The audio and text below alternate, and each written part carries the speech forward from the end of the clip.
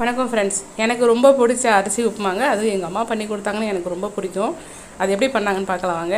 ஒரு கடாயில் 3/4 டம்ளர் அரிசி பச்சரிசியை வறுத்து எடுத்துக்கிட்டாங்க. அதிலே 1/4 டம்ளர் பச்சை பருப்பையும் தனியாக வறுத்து எடுத்து வச்சுக்கிட்டாங்கங்க.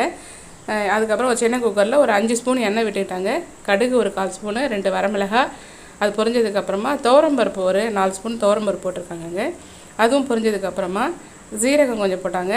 அதுக்கப்புறம் உடச்ச உளுந்து இருக்குது இல்லைங்களா, அதை போட்டுக்கிட்டாங்க. அதுவும் நல்லா பொரிஞ்சதுக்கப்புறமா பெருங்காயத்தூள் போட்டு அது கூடவே கருவேப்பிலை ஒரு கொத்து போட்டுட்டாங்க. அதுக்கப்புறம் தண்ணி வந்து 2 டம்ளர் தண்ணி விட்டாங்கங்க. அந்த 1 டம்ளர் அரிசி பருப்புக்கு 2 டம்ளர் தண்ணி விட்டு தேவைக்கேற்ப சால்ட்டு போட்டு தண்ணி சலசலன்னு கொதிச்சதுக்கப்புறம் அரிசி பருப்பையும் கழுவி அதில் போட்டுட்டாங்க. அதுக்கப்புறம் ஒரு 5 நிமிஷம் ஓப்பன்லேயே அது தண்ணி சலசலன்னு கொதிச்சிட்டு இருந்தது பாருங்கள். அதுக்கப்புறம் தண்ணி கொஞ்சம் வற்றி ஒரு லெவலுக்கு வந்த உடனே அது அப்படியே அந்த லெவல் வந்த உடனே மூடி போட்டு ஒரு 8லேருந்து 10 நிமிஷம் வந்தோடனே ஆஃப் பண்ணிட்டு சாப்பிடலாம் ஃப்ரெண்ட்ஸ். சூப்பராக இருக்குங்க.